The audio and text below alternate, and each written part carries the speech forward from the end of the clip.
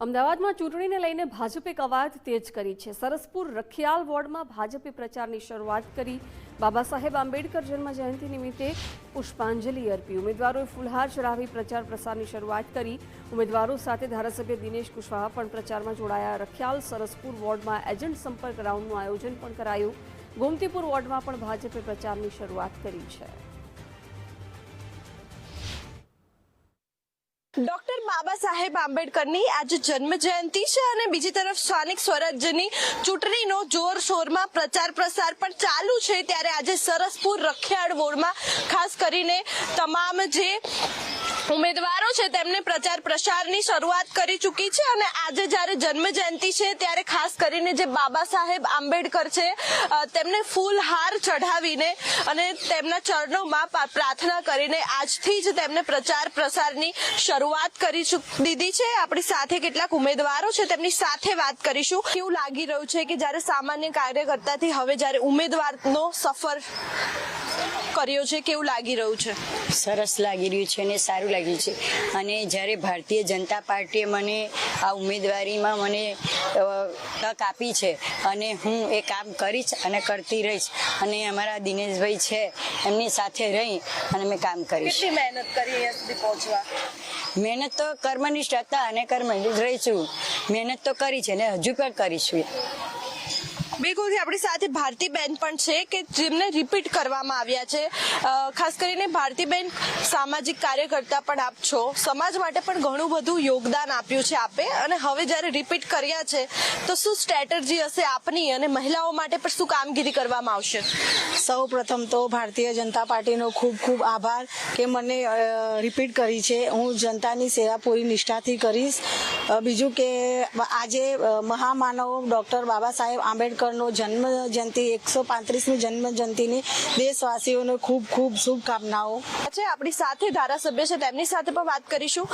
દિનેશભાઈ, શું કહેશો સરસપુર રખિયાળ વોર્ડ અને આપ પણ ઉમેદવારો જેટલી જ મહેનત કરી રહ્યા છો, કારણ કે ભાજપમાં તમામ જે ધારાસભ્યો છે તે પણ આ વખતે મેદાનમાં જોવા મળી રહ્યા છે। દર વખતે હોય જ છે પણ આ વખતે વધારે મહેનત જોવા મળી રહી છે ધારાસભ્યોની પણ।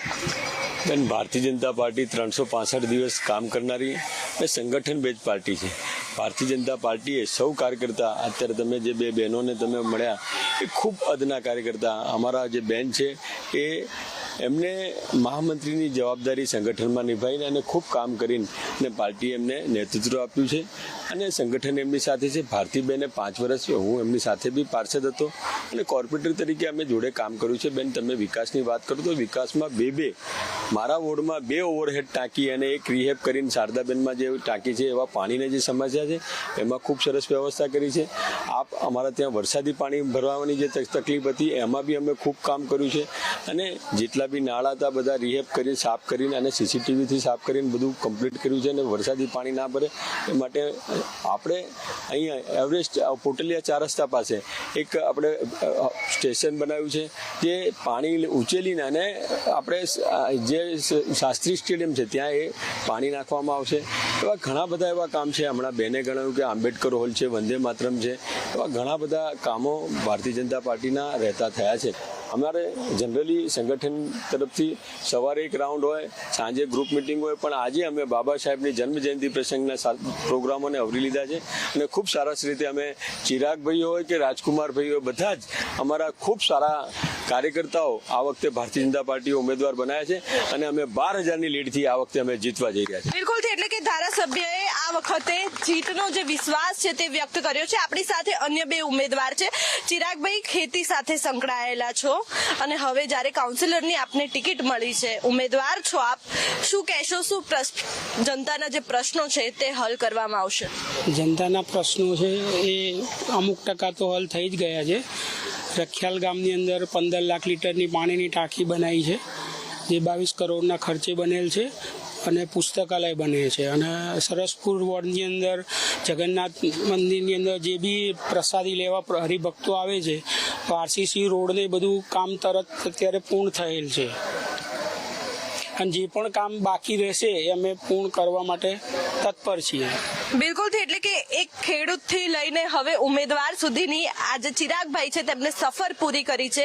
આપણી સાથે અન્ય ઉમેદવાર છે રાજકુમારભાઈ કે જે ઘંટીનો વ્યવસાય કરે છે, એટલે કે અનાજ દરવાની જે ઘંટી છે તે ચલાવી પોતાનું ગુજરાન છે તે ચલાવે છે અને ભારતીય જનતા પાર્ટી કે જે સામાન્ય લોકોને આ વખતે ટિકિટ આપી છે અને ઉમેદવાર બનાવ્યા છે. આપણે તેમની સાથે વાત કરીશું. રાજકુમારભાઈ, કેવું લાગી રહ્યું છે? ઉમેદવાર બન્યા છો, પ્રચાર ચાલી રહ્યો છે, લોકોનો કેવો રિસ્પોન્સ મળી રહ્યો છે?